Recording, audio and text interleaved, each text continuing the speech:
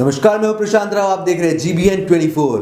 कांग्रेस के प्रवक्ता पवन खेड़ा ने अपनी प्रेस कॉन्फ्रेंस में बीजेपी को निशाना साधते हुए एक कैलेंडर जारी किया है। इस कैलेंडर का नाम उन्होंने चीनी विनाशकारी कैलेंडर रखा है। आइए देखते हैं क्या कहते हैं पवन खेड़ा इस कैलेंडर के बारे में। अमूमन क्या होता है कि एक नया साल शुरू होता है, जैसे 2023 शुरू हुआ तो हम 2023 का एक कैलेंडर लॉन्च करते हैं। शायद ये पहली बार हो रहा है कि आज हम जो साल खत्म हो गया 2022 उसका एक कैलेंडर आपके सामने में जारी कर। ये एक विनाशकारी calendar, this is the calendar of China. चीन की जो विनाशकारी नीति रही है और महीनेवार 2022 में जो गलतियां हुई हैं, जिन गलतियों से हिंदुस्तान को, हम सबको नुकसान हुआ है हमारी चीन नीति को लेकर, वो मैं महीनेवार आपके सामने रखना चाहता हूं। उससे पहले,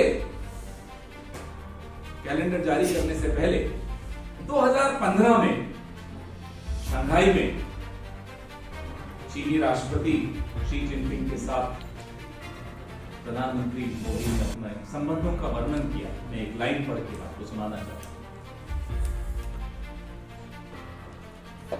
दो राष्ट्राध्यक्ष ऐसे आत्मीयता, निकटता और साहचर्य के साथ मिल रहे हैं जो +1 है, वैश्विक संबंधों की पारंपरिक बातों से बेहतर है और इस +1 दोस्ती को समझने और सराहने में बहुतों को समय लगेगा।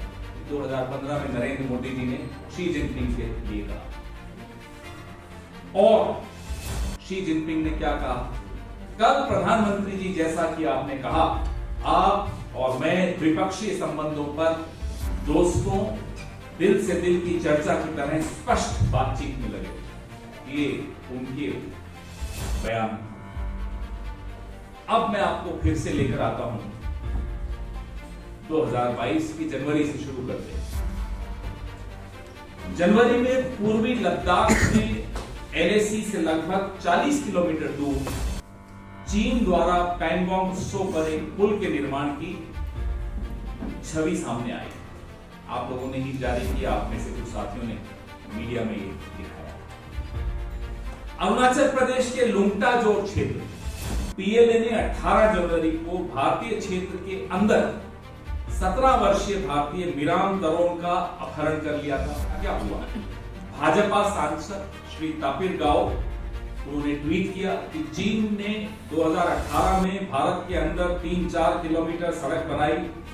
26 जनवरी को PLA द्वारा युवा लड़के को भारतीय सेना को जब दबाव हुआ आप सबकी तरफ से, तो सौंप दिया गया। फरवरी में अरुणाचल से भाजपा सांसद यही तापिर गाव ने मीडिया को बताया कि मिराम तरोन को PLA द्वारा पीटा गया, बिजली के झटके दिए गए और उन्होंने अपनी पार्टी की सरकार से इस मुद्दे को आधिकारिक स्तर पर उठाने का आग्रह किया। ये 3 फरवरी को तापिर गांव का स्टेटमेंट। 13 फरवरी को मेलबर्न में मोदी सरकार के, हमारे सबके विदेश मंत्री श्री S जयशंकर कहते हैं कि वास्तविक नियंत्रण रेखा LAC पर वर्तमान स्थिति चीन द्वारा सीमा पर बड़े पैमाने पर सैनिकों को नहीं लेने के लिए लिखित समझौतों की अवहेलना के कारण उत्पन्न हुई।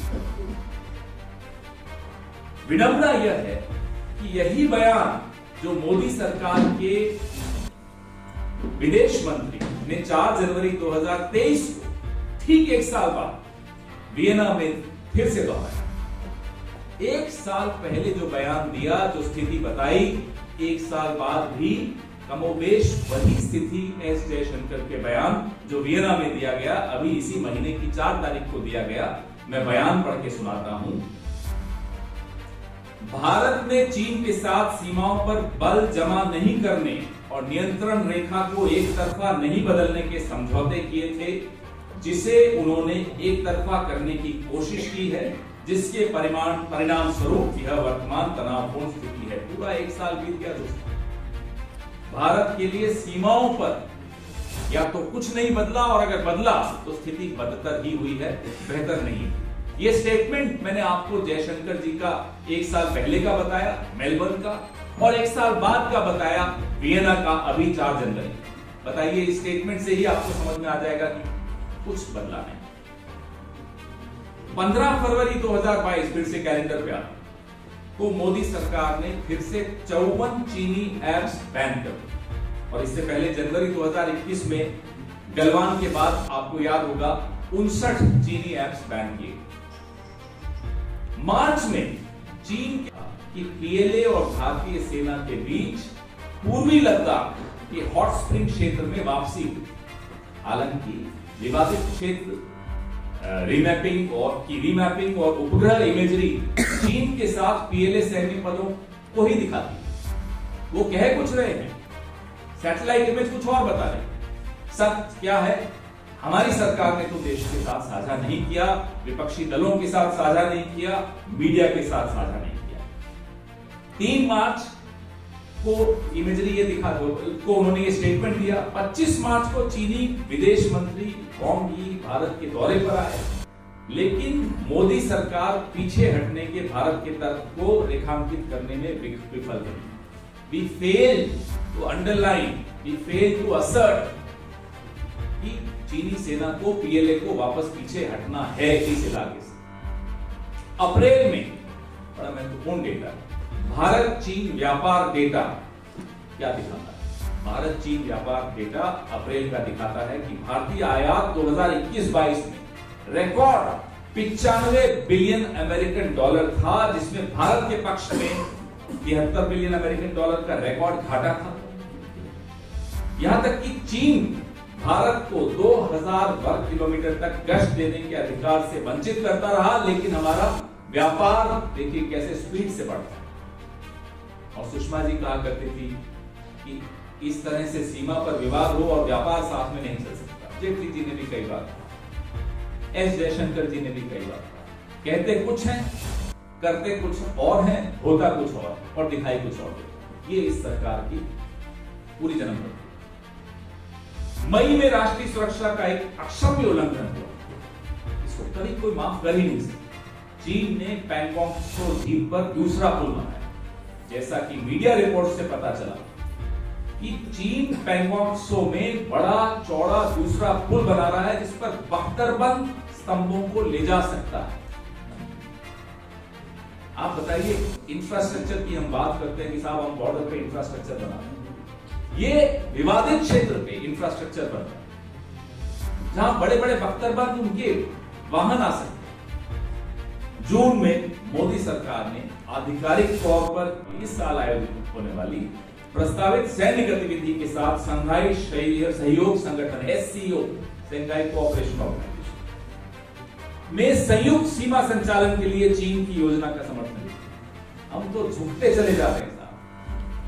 मतलब ऐसा सरेंडर किसी देश के प्रधानमंत्री का अगर देखना हो तो आप आइए, मोदी जी का सरेंडर देखिए। जो आप चाहते हैं, व्यापार चाहते हैं, लीजिए।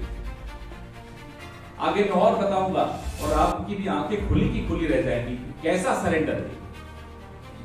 ये जो सॉलिडारिटी 2023 है, अभी इस साल होना है, उसमें हमने संयुक्त सीमा संचालन के लिए चीन की योजना का समर्थन किया है। कान खोलकर हम सबको सुन लेना चाहिए, क्योंकि ये लोग तो चाहते हैं कि हम अपने आंख कान मुंह सब बंद रखें।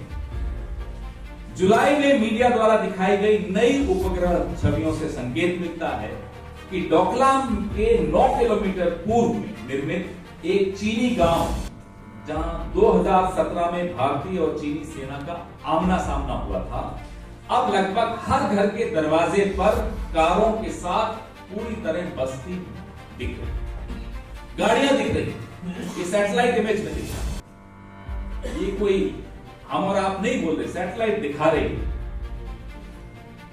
चीन द्वारा 110 स्क्वायर किलोमीटर वर्ग किलोमीटर क्षेत्र के इस सलामी टुकड़े का जवाब मोदी सरकार ने नहीं दिया, कोई जवाब नहीं दिया गया। अगस्त में विशेषज्ञों की उपग्रह इमेजरी से पता चला कि पीएलए की सतह से हवा में मार करने वाली मिसाइल साइट डोकलाम के उत्तर में सिर्फ 50 किलोमीटर दूरी पर भारत, भूटान और चीन के बीच में जो ट्राइजंक्शन सीमा क्षेत्र है, जो मार्च 2022 से हो रहा है, अब पूरी तरह चालू।